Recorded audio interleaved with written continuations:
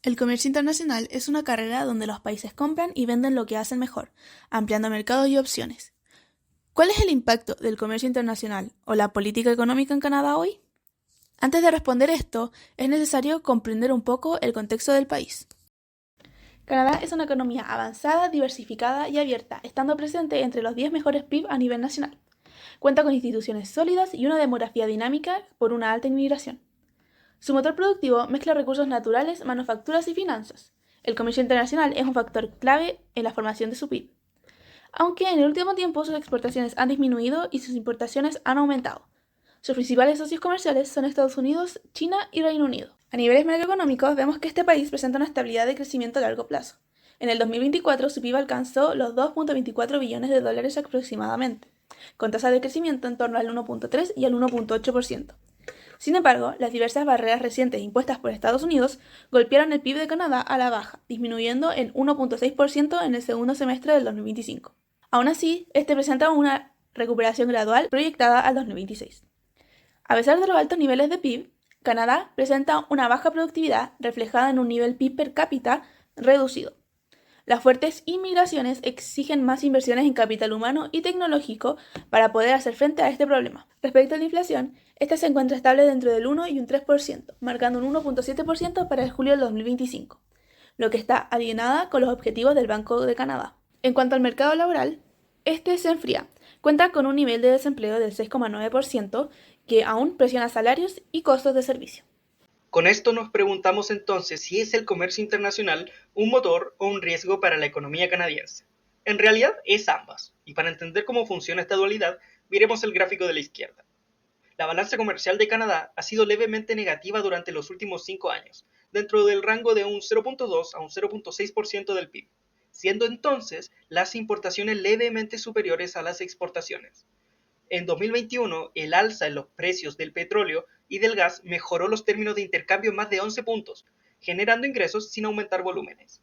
Pero ese impulso fue transitorio. Hoy las exportaciones siguen concentradas en commodities y manufacturas tradicionales, con el petróleo crudo liderando con un 18.7% y siguiéndole los automóviles, el oro y gas. Por otro lado, en las importaciones destacan la maquinaria, los vehículos, camiones y petróleo refinado. Esta estructura refleja una economía fuertemente integrada, pero muy dependiente del entorno internacional.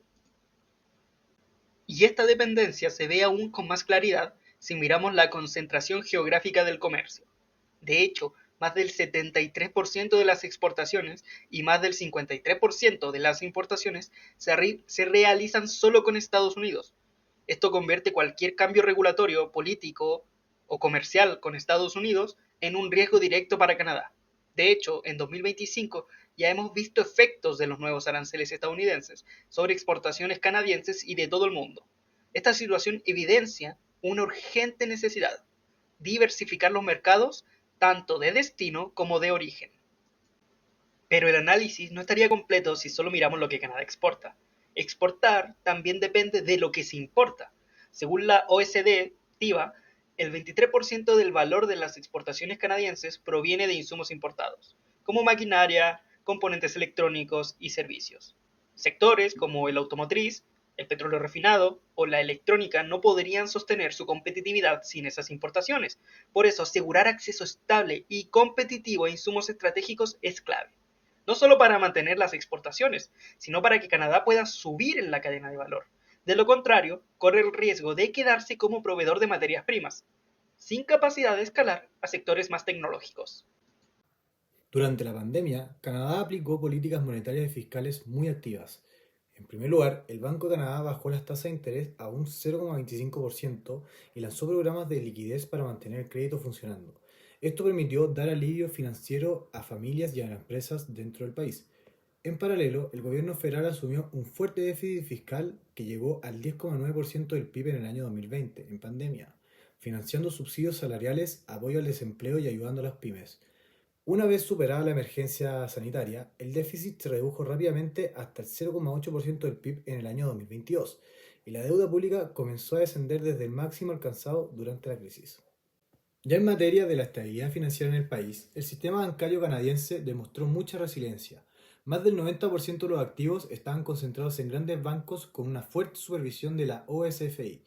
En el año 2022 se reforzó el colchón de capital contracíclico al 2,5%, uno de los más altos de la historia en este país, y se introdujeron regulaciones hipotecarias más estrictas para poder amortiguar los efectos de las alzas de las tasas. Además, se implementaron políticas sociales sostenibles, como el sistema de cuidado infantil en el año 2021, que con esto logró reducir a la mitad los costos de guardería y aumentó la participación laboral de las mujeres, donde también pudo darle mayor estabilidad a los padres en general. Todo esto refleja una estrategia integral, estabilidad financiera y apoyo social como los motores de la recuperación post-pandemia en Canadá. En esta sección veremos el impacto global de Canadá y las recomendaciones para fortalecer su comercio y estabilidad económica.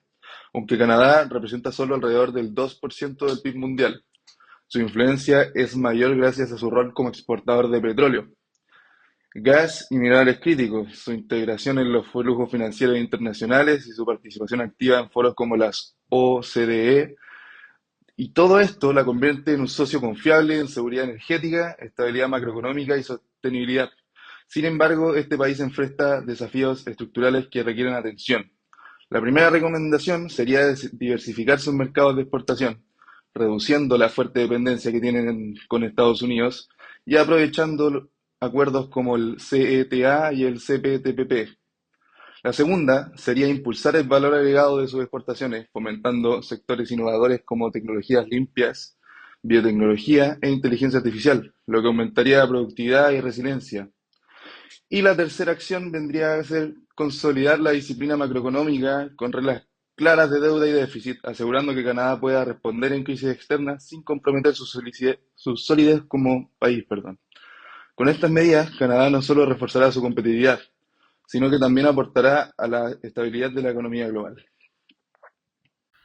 Canadá se caracteriza por tener instituciones sólidas y un banco central creíble, lo que le da bastante estabilidad económica. Sin embargo, todavía depende mucho de los recursos naturales, sobre todo el petróleo, gas y metales. Además, la mayoría de estas exportaciones van a Estados Unidos, lo que la hace más vulnerable a cambios externos. A esto se suma que la productividad y el ingreso por persona han crecido poco en los últimos años, y la integración a cadenas de valor globales siguen siendo moderadas.